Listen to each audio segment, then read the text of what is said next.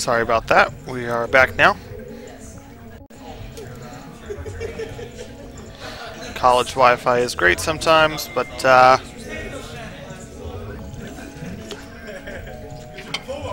not all the time.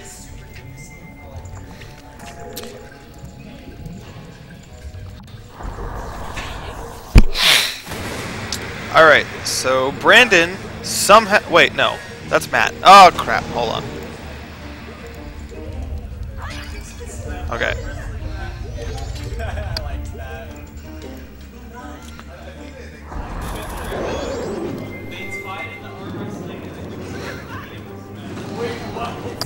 So Matt has to do some fancy swimming here because he's on Japanese. Now he's probably going to get caught here, which is okay.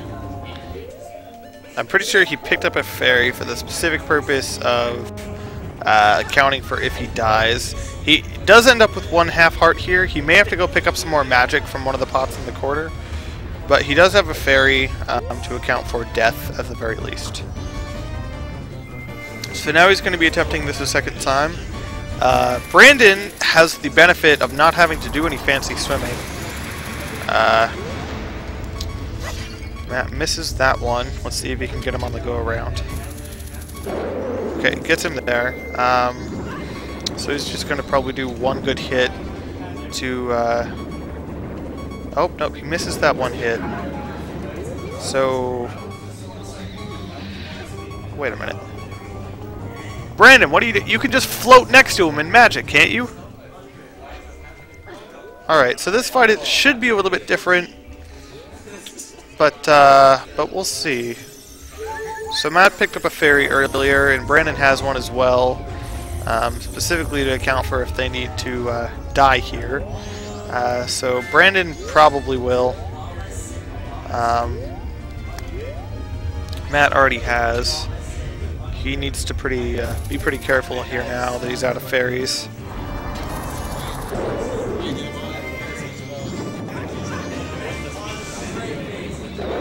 So he catches him there, and now he's gonna shoot out little fish.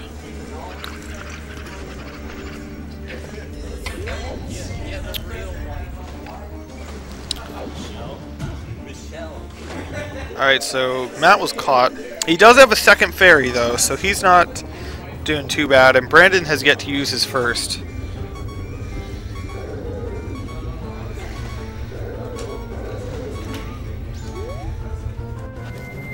So Brandon's also going to get caught, and he's probably going to die. He will die. But he's got a fairy, so he's doing okay.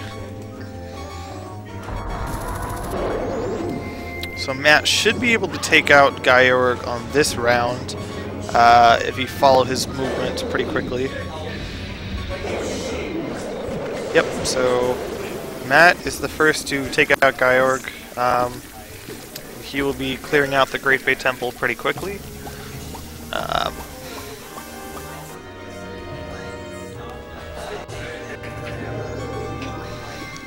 He's going to pick up that heart container first. It's going to help make the rest of the run a little bit easy. There are a lot of places where you have to take some pretty heavy damage. And he is able to clear out the Woodfall Temple at 105.30.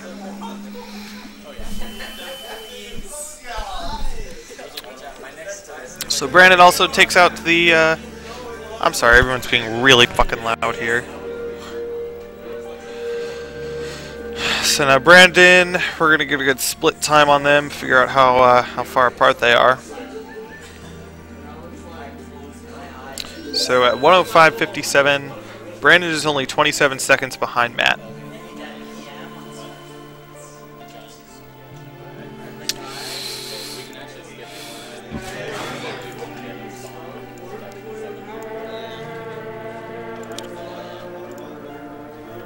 All right.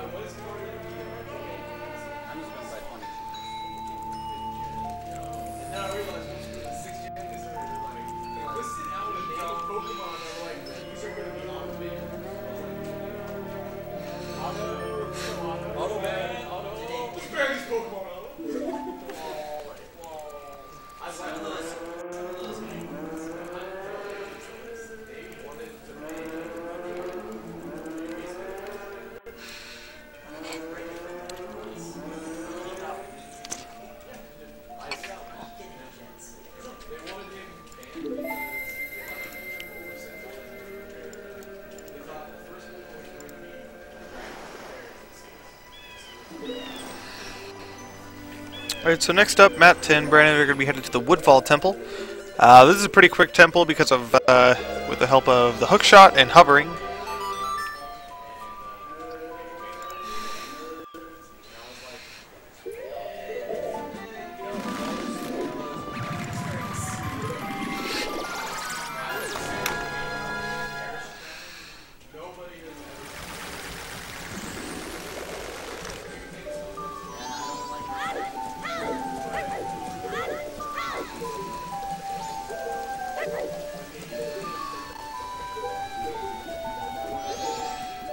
Alright, so Matt is going to head back and drop off some rupees for the next cycle, and use his other ones to make a bomb shoe purchase.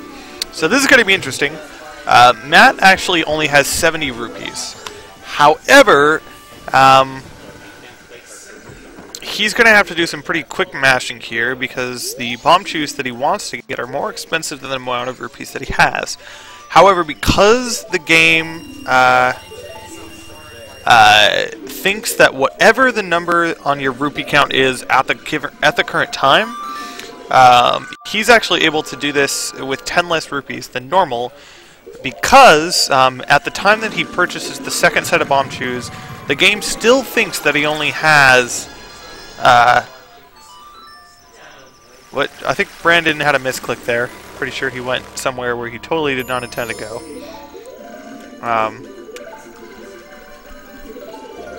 So now he's going to be headed over to the Snowhead area, which you might be wondering why, because he's in the Woodfall area. Oh wait, no, he's not doing that yet. What am I talking about?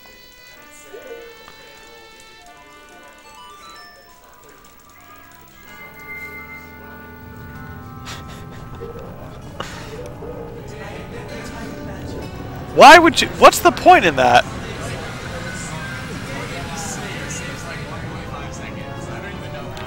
What? No, it doesn't. Sig? Sig or Sam?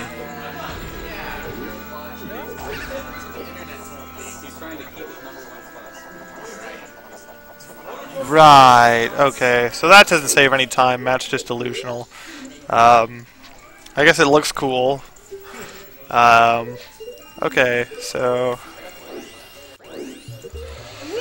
Brandon is finally headed back where he should be, picking up the rest of his explosives. Matt is now officially in the Snowhead, in the Woodfall area. So we're going to be seeing a lot of instances in which the hookshot's going to be helping him out here. Right there, he didn't have to go through all the Deku Flower flying. He could just cross that area with the hookshot. Now he's going to be doing the same thing, using the hookshot on this torch on the pillar here. So normally there's quite a process involved in getting across the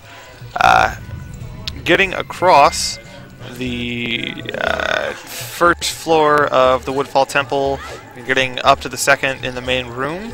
But because we have a very convenient institution of the hookshot, or we could use hovering if we wanted to, we have a pretty easy way to get out of the way pretty quick. So using a Deku Stick, Matt is able to take out that Lizalfos, or maybe that's a Dynalphos, I don't remember. That Dynalphos in one hit, because Matt still has the benefit of power crouch stabbing. Now, what power crouch stabbing is the sword action when you stab your sword while holding shield is called a crouch stab. And on Japanese, and this is also applies to all versions of Ocarina of Time, once you that move itself has no inherent value. It retains the value of the last piece of sword-like damage that you did. So what that means is that he's able to do a jump slash with the Deku Stick, which actually does twice the damage of the Kokiri sword that he has. And then he's able to stab the Lizalfos a couple of times in order to get the same damage that he would from using the Deku Stick on him, not once but twice, and that kills him much quicker than if you were to just use regular sword stabs. Brandon does not have that benefit, unfortunately, so he's going to have to use some regular sword stabbing to take out the Denavos. Now we see... Did I totally miss? Dude! Damn it. Okay, well... Matt just did a really cool thing called Song Storage. We saw it earlier when Brandon did it during the Index Warp. But for this time it was using the actual Song of Time. Now, storing the Song of Time has some really interesting properties. What Song Storage does is the next time that you pull up a text box, it will pull up the text box that it thought you should have gotten from the time that you played the song. Now, if you remember, this is the text box that says, save and return to the dawn of the first day.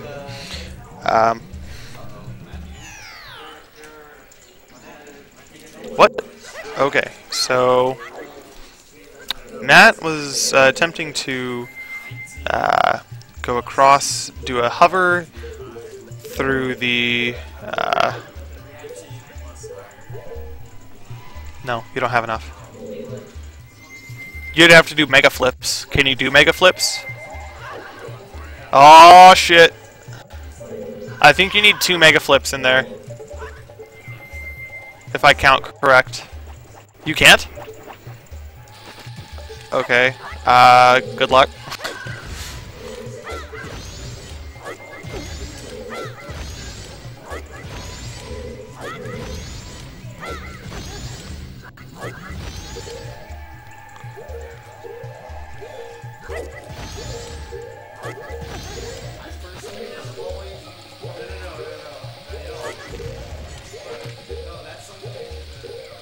Brandon is...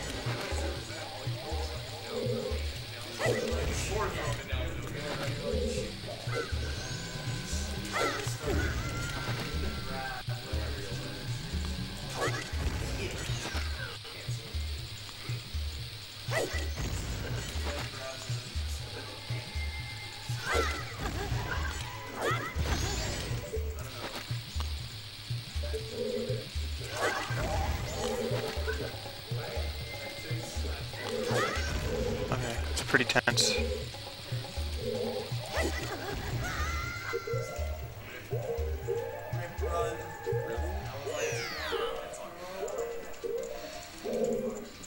Are you gonna go get more explosives?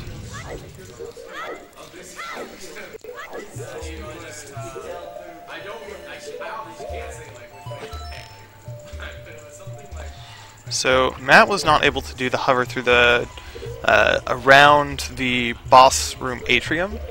So what he's going to have to do is actually go get the boss key and then go through to the boss room normally. Brandon, on the other hand, is still going to make another attempt at the boss key skip. He still has the explosives to do it.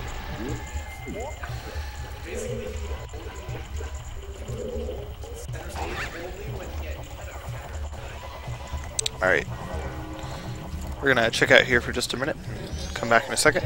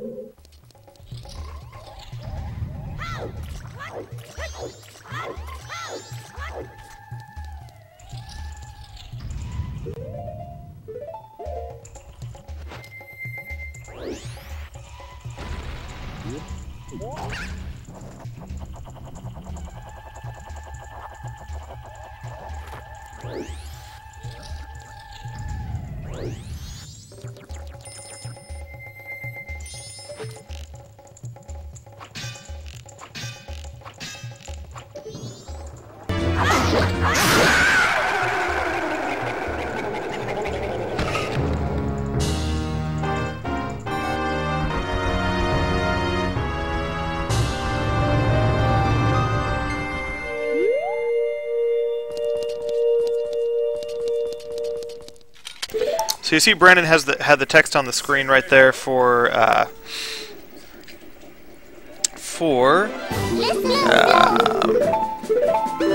oh gosh, saving and returning to the dawn of the first day. And what he was able to do is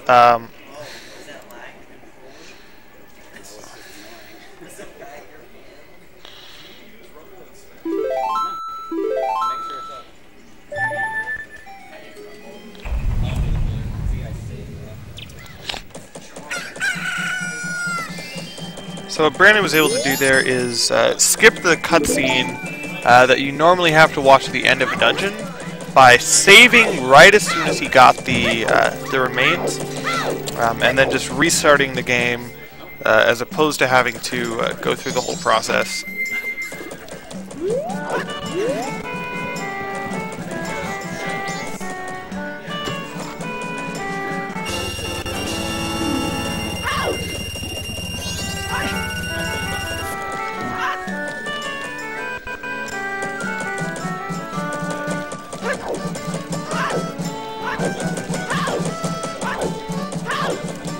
So Matt is now making his way over to the boss area. He's going to have to go the manual way, unfortunately, through the boss room atrium, which is pretty big.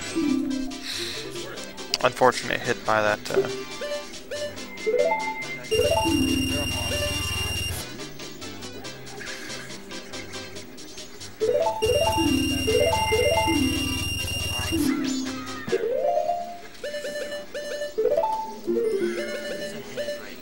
Brandon is ahead by several minutes now, actually.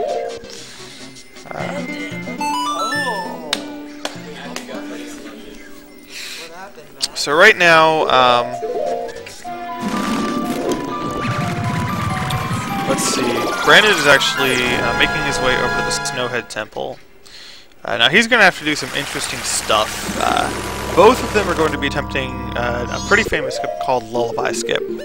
Now normally when you go to the Snowhead Temple, there's a giant Goron who's just blowing constantly in one direction away from the temple to attempt to blow you off the platform, because there's just a loose platform where you can't normally latch onto, which is what makes that pretty difficult without getting the song. In order to get the lullaby, the Goron's lullaby, you have to get the Goron mask, and to get the Goron mask, you have to get the Lens of Truth. To get the Lens of Truth, you have to go all the way to Goron Village and do some other things. It's a pretty complex process, and skipping that song altogether pulls out a lot of time from the speedrun. And getting into the Snowhead Temple without the use of it is why we call it the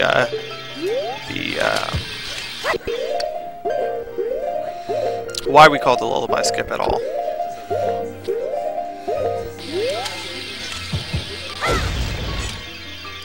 So Matt over here has song storage now. He is doing pretty good.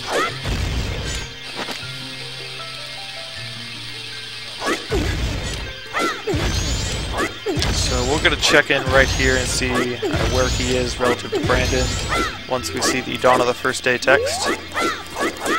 Okay, so he's at 122.46. He is 3 minutes and 28 seconds behind Brandon. So there's plenty of time still left in the run, plenty of things to make that up on. If Brandon wasn't such a scrub by buffering ISG... Here they have to in English.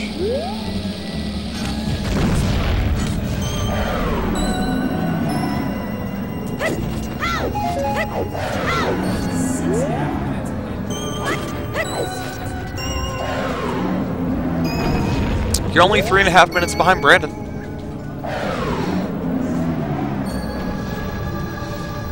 And you make up a minute on the mood and cutscene. Just text.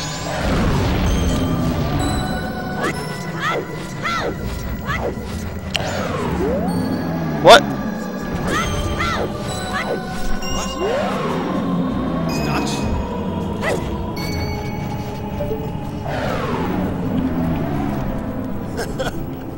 I can't. I don't know. It's good.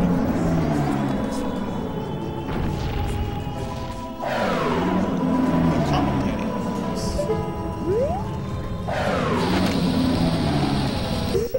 They don't even know what the fuck's going on.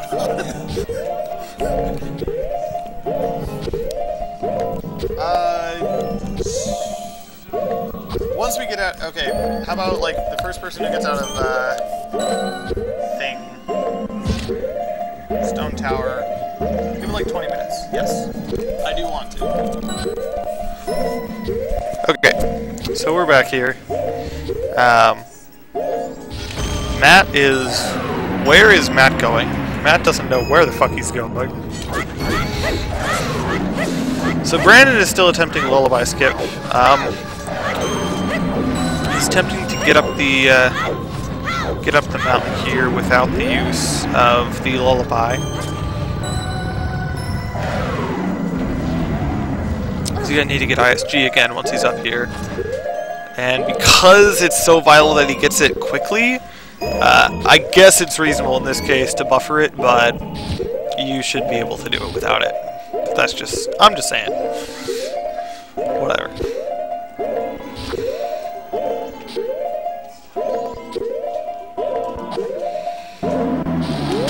So he got that. Now Matthew is headed to the same area. He's going to be doing a bit of an easier version of it because Matthew can do an interesting thing. Instead of having to get ISG, he'll be getting ISG, but instead of having to get it immediately, he can actually just slash his sword and get the same effect that Brandon has right now. When he first comes out of the Snowhead entrance, or the Snowhead Fairy Fountain entrance. Something that I should note that we talked about earlier, but is happening again. This is similar. What they're doing in the fairy fountains right here is pretty similar to what they were doing in the grottos, and what Matt was doing in the grotto earlier. The grotto and the fairy fountains are all loaded onto this, or they're all loaded onto the same map, which means that outside the area where the one fairy fountain is, there is another one. He actually just failed that there, but that's okay.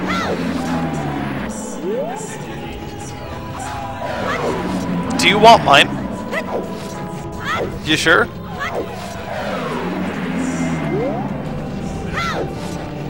Okay. No, you have one more. Okay. Oh, I guess you don't. No, because never mind. Alright, so Brandon's finally in Snowhead. He was able to get that skip. Matthew is attempting to get over there via the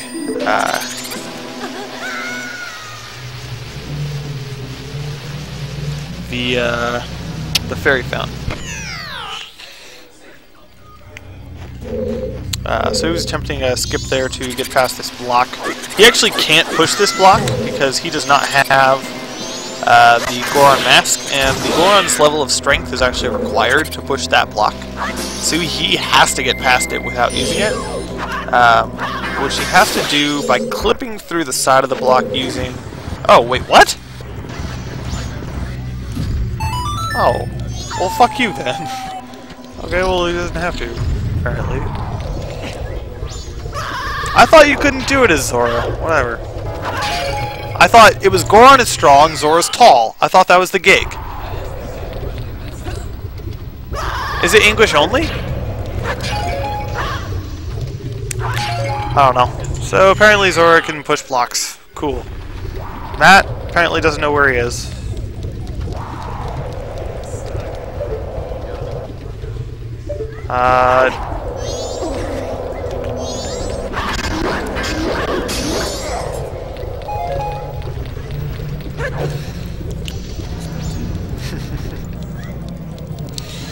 So Brandon is on his way to do the first of many weird shots in the game. What's going to happen is he's going to let a bomb out, and then he's going to roll, and on one of the last frames of the bomb's explosion, he messed it up there, he's going to try it again. On one of the last frames of the bomb's explosion, he's going to roll and pull out the hook shot. The roll gives him a few frames of invincibility, and pulling out the hook shot during frames where the bomb is causing him to accelerate is going to cause the camera that comes into first person when he pulls out the hook shot to become disjointed, and it'll shift over a little bit to the right. For whatever reason, you'll see when it goes into first person here, is it going to shift over, and he can actually shoot the hook shot out of bounds. And what that'll let him do is pull all the way up to the top of this huge room, jump over onto the second floor of it, which he's not supposed to be able to access quite yet, and get down over here onto this platform and walk around and get over to the other side of the room with a long jump. The long jump is a pretty cool technique. When you get pushed off a ledge with a bomb, you get damaged, but you keep the acceleration from when you actually left the ledge, which lets you jump extra long by kind of boosting yourself off the ledge with an explosion. So he's going to be doing the mini-boss fight to pick up the fire arrows. Over here on the left, Matt is attempting and has successfully actually executed the lullaby skip, or at least the first part of it. He's going to be headed up the climbing area. He's going to wait for the wind, and then... Oh, this might be bad. No, it's okay. He's nested in a crevice there. He needs to get ISG again after he pulls himself up onto the ledge. And doesn't get it that time. That's okay. He's got plenty of bombs. Try it one more time after the wind. That was a really quick wind cycle, though, so... Doesn't get it that time either. He's got really shitty wind, though. RNG is not on his side today. Gets it that time. He will stick to the ledge now, and he can safely walk up this part of the ramp. So Brandon defeated the Wizrobe, and now he's picking up fire arrows. Fire arrows are necessary for a couple of things. He needs it to melt goat later in this dungeon. He'll also use it to get some heavy damage on Twin Mold later in the Stone Tower Temple. So Matt's making his way up the ramp there on the left, trying to avoid the boulders, the snowballs coming down. Brandon just ascending the Stone Tower, or rather the Snowhead Temple. Going to be using hovering to get some quick movement up the tower. One of the interesting things about this game is, since there are so many ways to clip out of bounds and use gravity to your advantage, like we saw earlier in the Great Bay Temple, it's really easy when the entrance to a boss door, or to any particular place that you want to go, is below you relative to your current position in any particular map. It's pretty easy to do some hovers or some flips to get over to that area, and then use just the influence of gravity or some pretty well-placed long jumps or mega flips to get over to it. However, the same is not true when going up. Anything and any time that you have to go up in these games is usually a bit of a bottleneck, simply because it usually either takes a lot of explosives to get up there, or you have to do what is considered the manual actual route of getting there. And there are a whole lot of times where it just means that you have to do things the normal, quote-unquote, way. So that's certainly true for most of this temple. There are some convenient times.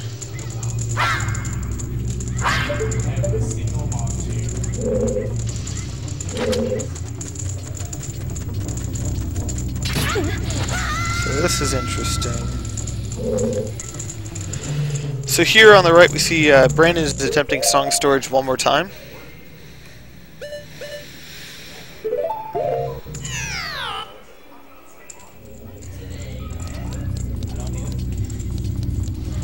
Wait, Brandon, did you get it?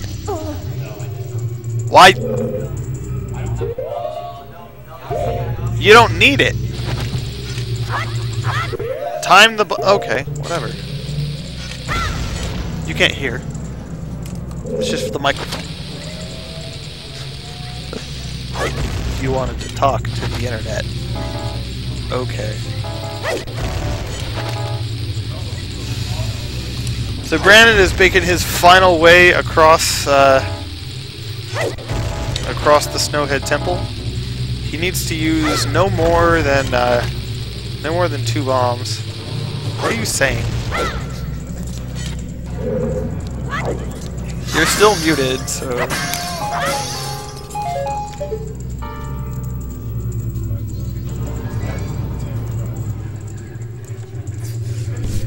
What? What? Fuck off.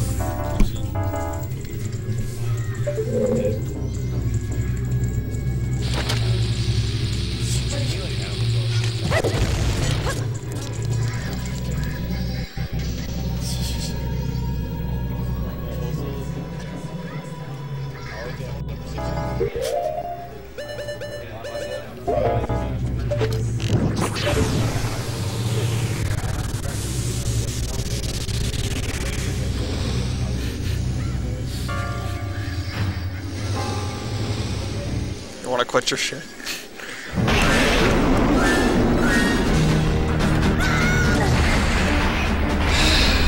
Alright. So Brandon is entering the goat fight. Normally the intention is that there's a really big circle with a lot of magic pots everywhere. The intended idea is for you to have to use the Goron mask to roll really fast and race to catch up to Goat, and then hit him by using the spike run against him. But since that's dumb and slow, we're just going to use arrows because they're really fast. So Brandon was able to take out Goat right there. Minimal effort required, just a lot of arrows. And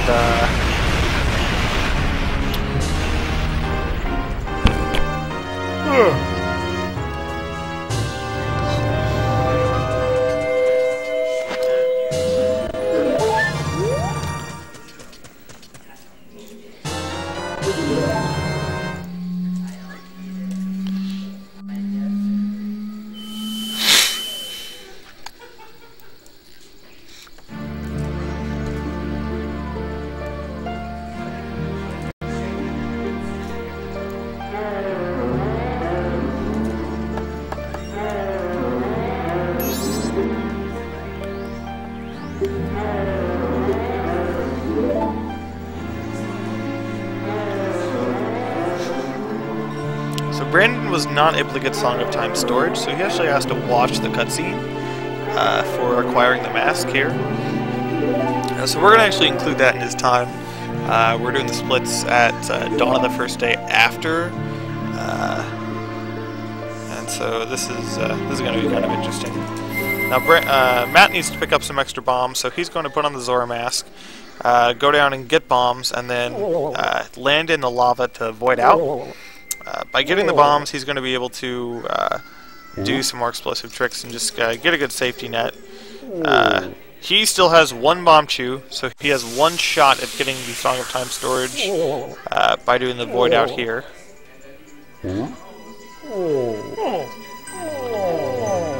Let's see how he does.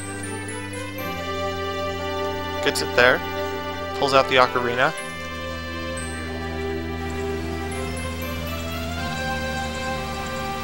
and get storage. Okay, so now all he needs to do is make his way over to the boss fight, and if he's able to pull this off cleanly, he will gain some serious ground on Brandon, who at this point is still a little bit ahead.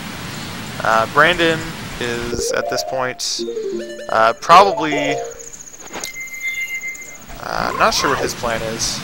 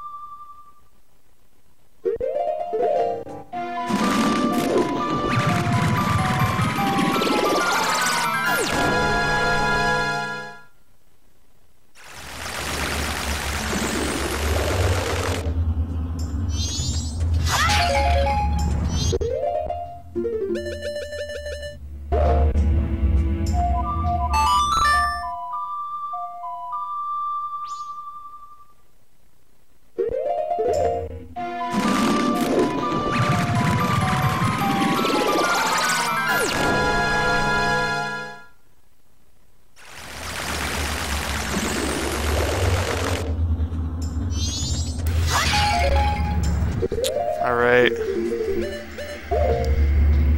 So Matt has managed to finish up the Snowhead Temple. He's gaining some serious time on Brandon here simply because he can use the Song of Time storage. Good? Bad? Oh, sorry.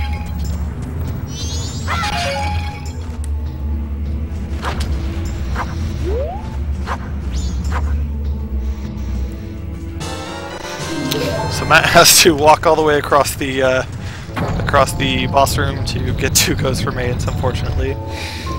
But he will pick up some time on Brandon by saving and you okay.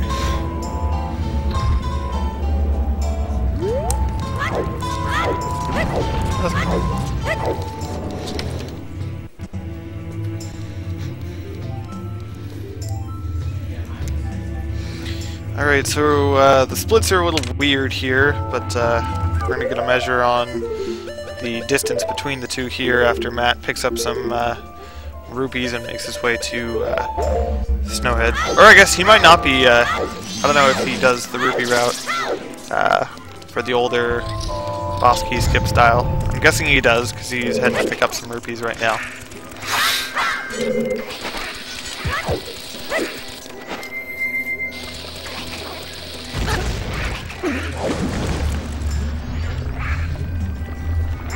You don't have to do just my music.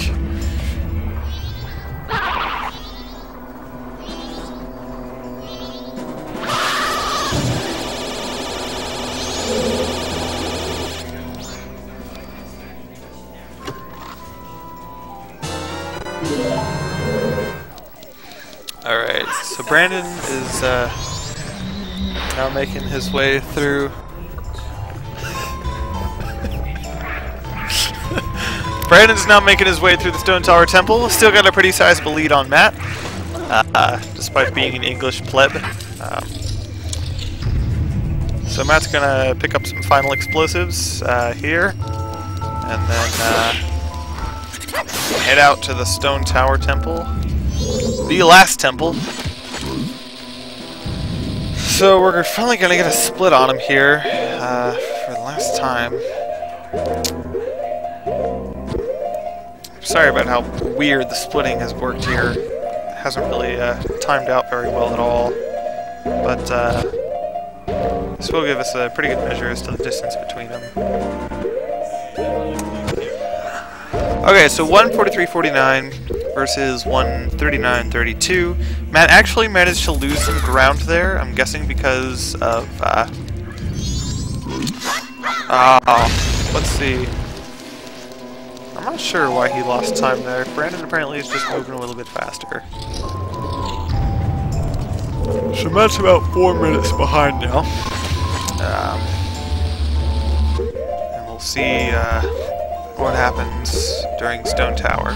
Stone Tower, there's a lot of very interesting different techniques for different things. One interesting thing is that Brandon has the unfortunate ability to crash much easier than Matt does because he's playing the English version.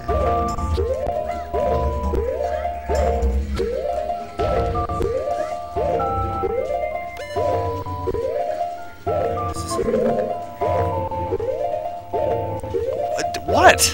So what?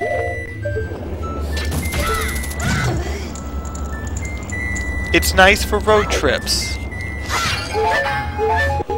Justin over here making fun of my taste. Don't give a fuck. Alrighty. So Brandon's about to pick up the light arrows here after defeating Arrow Master. See how he does. He's attempting the hard strat of rolling into him while he attempts to hit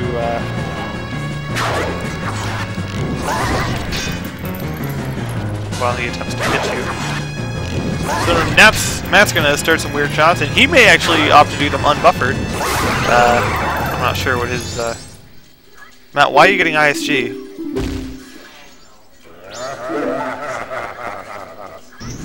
Oh.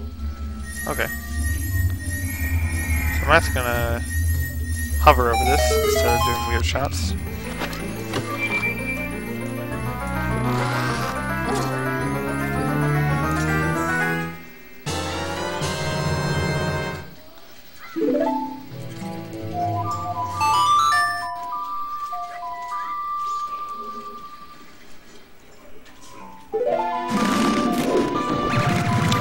Brandon's now picked up the light arrows and he's headed out to invert the Stone Tower Temple. Unfortunately, we have no idea how to get into the boss room of the Stone Tower Temple when it's not inverted. Otherwise, we may not even need to get light arrows. They're not necessary to defeat the boss. They're not necessary for any other thing in the dungeon or in the final part of the game. They do make it a little bit faster, but it's certainly not necessary. However, so far as we are able to tell, the entrance in the game map as it's unloaded for the boss room of Stone Tower Temple simply doesn't exist in the uninverted version of it. So we have to invert, which means we have to get the light arrows. Brandon was able to pick those up pretty quickly. Now Matt is making his attempt at doing so. I'm pretty sure Matt was able to pull some serious ground on Brandon. Not sure what Brandon spent his time doing there, but he is not too far behind him now. Brandon, after having inverted the temple, is now headed back into the main room.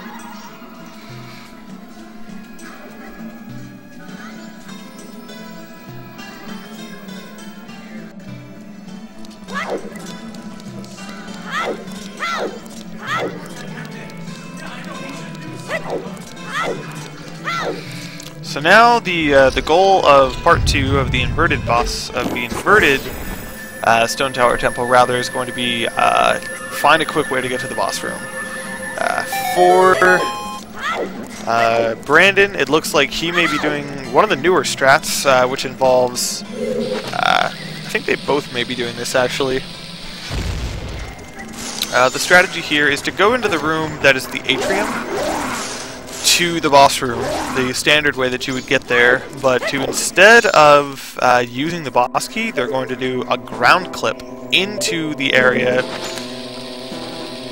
where the boss key, or where the boss room loading zone is.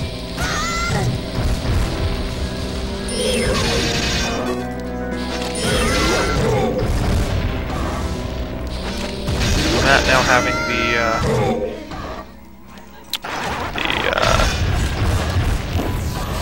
light arrows is going to head out to the start of the temple, invert it, and head on the same direction Brandon's headed now. Seems like he's picked up some serious ground on him. I'm not really sure where, but somewhere it does seem to have occurred.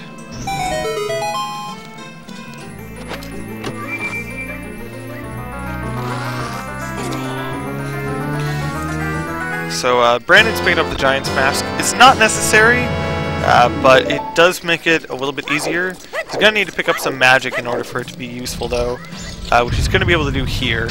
He may attempt a weird shot, but first he has to go get Song of Time storage.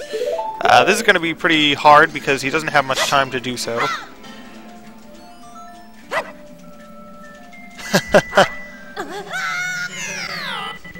I've actually never seen that before. Alright.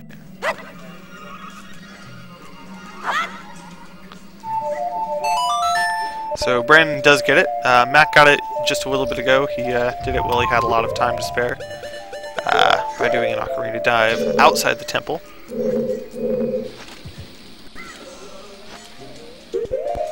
Now Matt needs to invert. They're doing this via weird shot, even though they could go around and move the blocks. It would make it more difficult. I'm pretty sure they actually have to have the Elegy of Emptiness to do that, so it may be that weird shotting is their only option. Matt's having some difficulty with it. We'll see if he's able to get to it.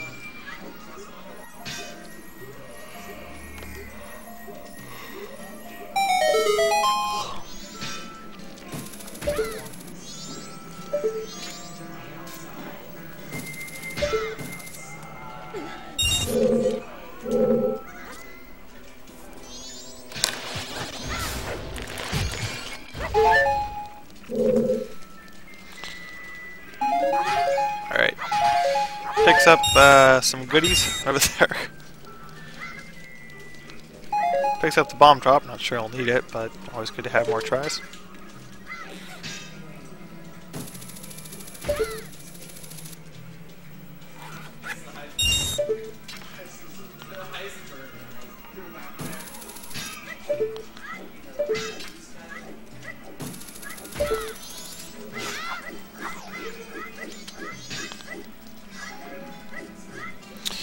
Alright, so now comes the tricky part. Brandon is coming up on attempting the boss key skip. He's going to get into a very particular position here, and then he's going to attempt a recoil flip, where he will use the damage from this incoming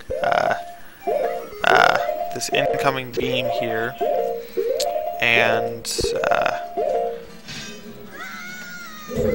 oh, he got it the first try.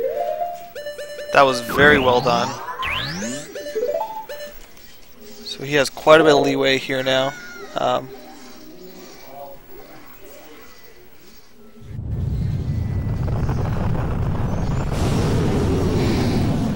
Matt's going to be attempting the same thing here. Luckily that hand throws him back into the crevice as opposed to out of it.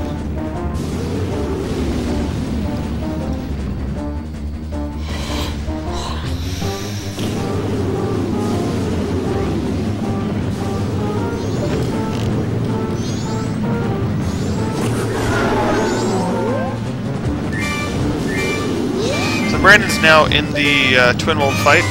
This fight is pretty known for its really bad RNG properties. You have to get pretty good luck for the two halves of Twin Mold to show up in close and pretty easy to shoot areas in order to get a good time on them. Otherwise, you're kind of at their mercy as to where they show up. That actually allows you to get where you need to go or not. Matt has made up some pretty serious ground. He's making his way into the boss room now. If he's able to get the boss key skip in as few attempts at it as Brandon was, he'll be doing okay.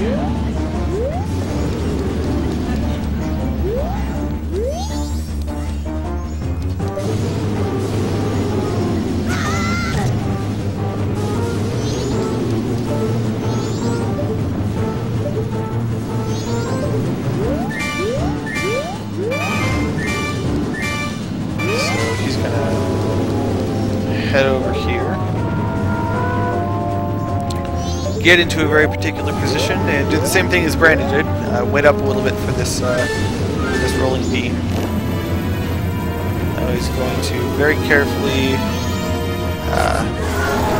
time his jump. He gets through as well. Pulls out of the slide arrows and prepares for the fight.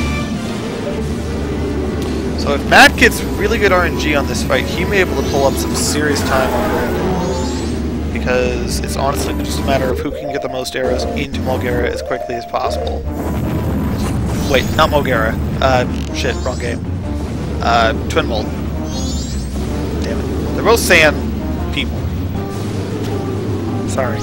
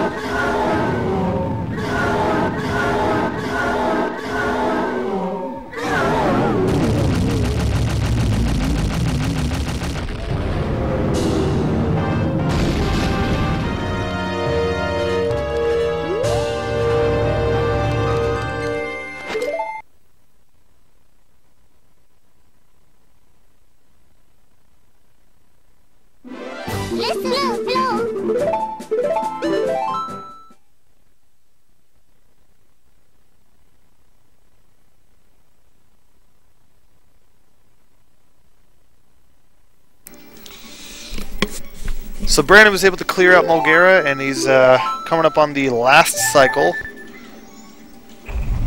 Dawn of the first day for the last time at 156.52. Now Matt's still going to be trying to gain ground on him with finish up a clean Majora fight, whereas Brandon is going to go pick up some explosives and then head back to Clocktown.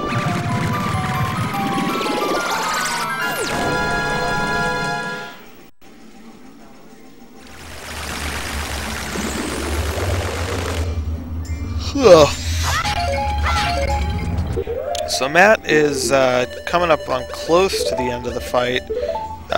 He does need to take out the second half of Twin Mold, which he's going to do with some well-placed arrows. He's running out though, and needs to be pretty careful and make sure that he does finish off this fight as quickly as possible. Gets a good hit there.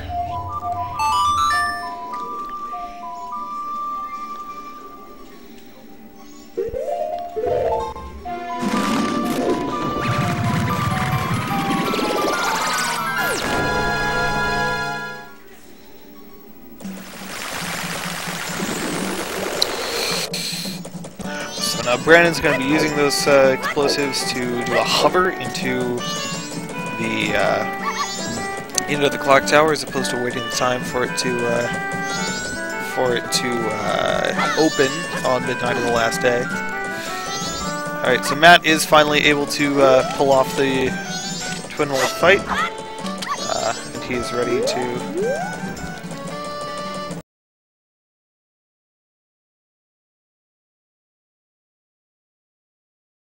Happened. That was the heart piece.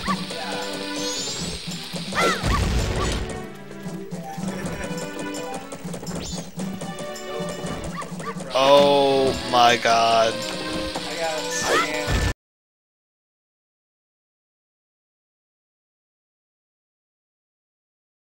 Were. Yeah. No, you spawned in this on the where the warp was. You could have just stayed there.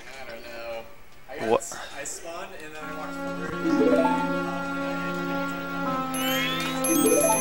watched. Well, Matthew, despite Japanese Master Race, unfortunately was not able to pull out the run,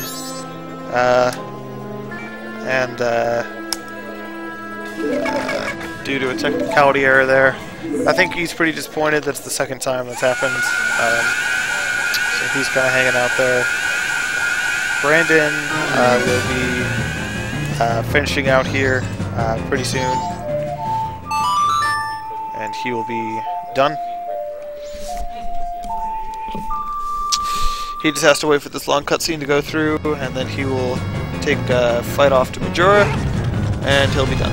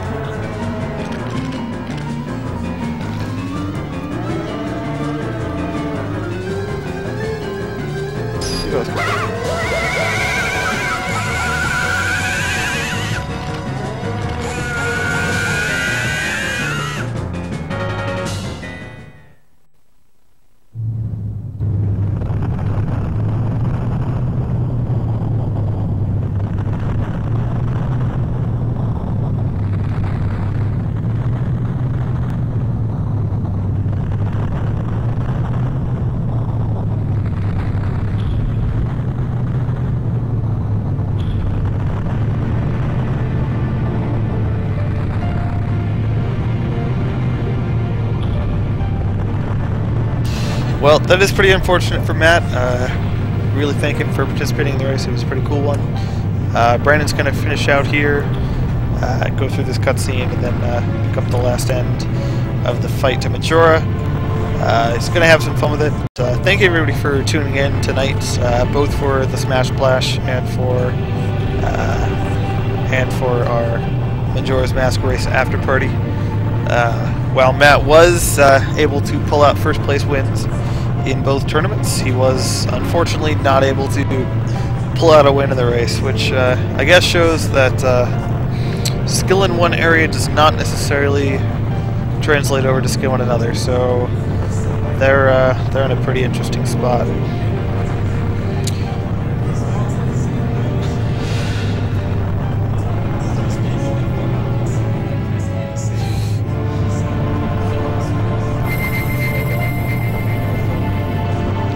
That is pretty unfortunate.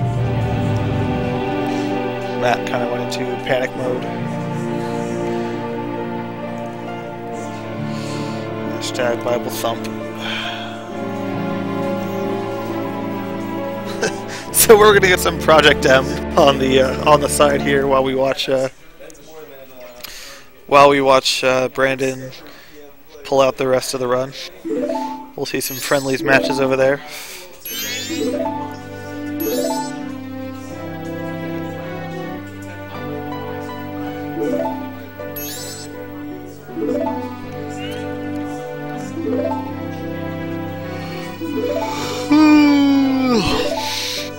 Matt was pretty excited too. Earlier in the night, he got a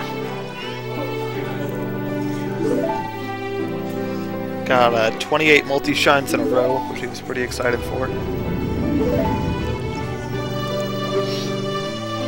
So he's got that going for him at least. You're still on stream. Do whatever you want.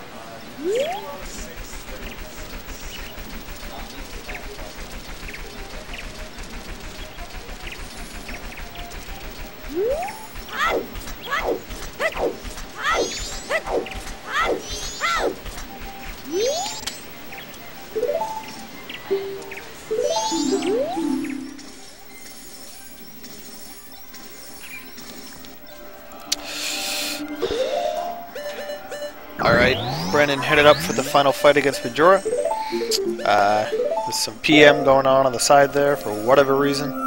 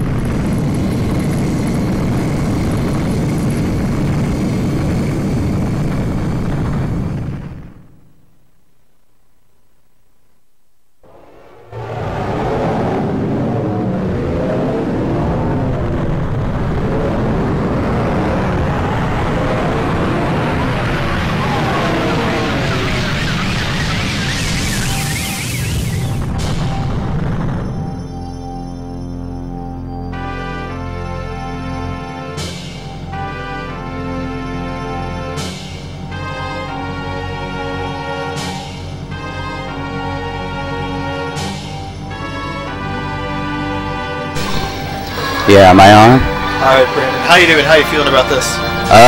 Pretty good. I don't know. It's the best I've ever done. Well, and I suck, so there's that. Hey, that's okay. We like to hear you here. We like to have you on site. You know, it's pretty good to have a race here. We usually do just a lot of Smash, but it's really nice to have, once in a while, we get together and do some fun things like Zelda speedrun. So, yeah. It was really good. How did you feel about the run? What parts did you like? What parts were you just like, could have done better, or, you know, things like that? Yeah. Tough challenges, did you ever come to those? I don't know. Most of it I felt like went great, and it doesn't usually, like, my last record I said before was like 229, and it's been that way for a while. Like, that's before I did Lullaby Skip and stuff like that, but I just haven't had a successful enough run since then. Like, I just would mess up on a bunch of things, but today I got just about everything right. I think it would have saved time to have at least one bomb chew during the snowhead. Apparently I can get it, and I thought I could be able to get it with a bomb, because you need to do a hover, but I don't. It's possible. It is a little bit tougher, but yeah, you need to know the timing for when the bomb finishes. Unfortunately. Well, I thought you did a pretty good job. I mean, honestly, most of the areas where typically the pressure tends to get to runners, like Lullaby Skip and some of the other more technical portions of it, you were able to clutch it out, and I was pretty impressed, and I thought that was well worth the time that you put into it. Thanks. What do you think about in the future? What do you think you need to work on, or what do you, how do you feel about Majora's Mask now after it's such a big PR? I was thinking about that myself. Honestly, I'll have to go, like, I guess I can't really go back and look at what I can improve on, but I think the main thing was having that bomb chew, and maybe probably knowing exactly how many bombs I need going into Stone Tower Temple, because I did waste a bunch of time getting up to 20 bombs because I just wanted to make sure I don't screw it up while I'm in there.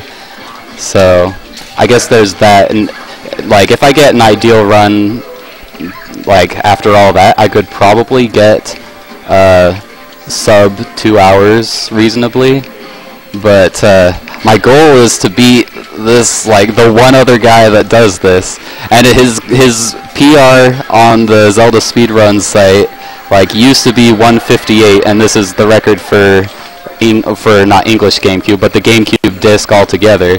So the record was like 158, and I was like, oh, I could work hard and beat that. But apparently he just like got a new record, and now it's like 150, and it didn't even look like he was trying that hard. I'm like, oh boy. So I'm not sure what I'm gonna do to fix that. New things, I guess. Well, that's a pretty good goal to work up to at the very least, you know. It's not too many people running English, so that's kind of a fun goal to keep in mind. And it's a way of keeping it loose, keeping it fun, you know. Yeah. With all this serious smashing that we do around here, it's nice to just kick back and play small games for fun.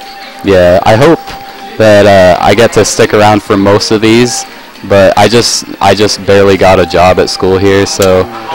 And the schedule is pretty variable, so I may be here, I may not some weeks, but I'll try and be here every time I can. Yeah, well, we're obviously happy to have you here. Thanks for checking in, and we wish you the best with all your head, dude. Yeah, thanks for streaming, dude. Of course.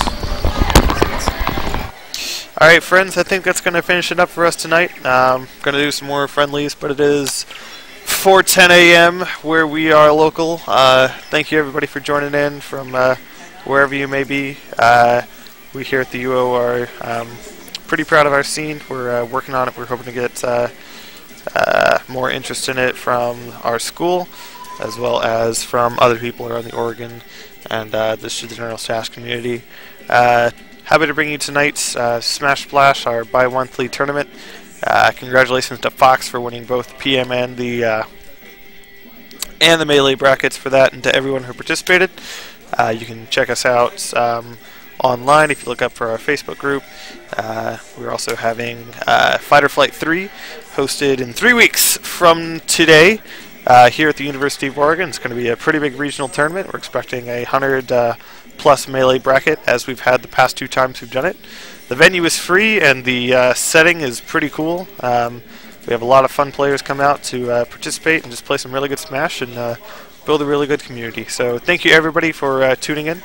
We're going to sign off for tonight, and we will be back in a couple of weeks with our next bi-monthly Smash Blast tournament.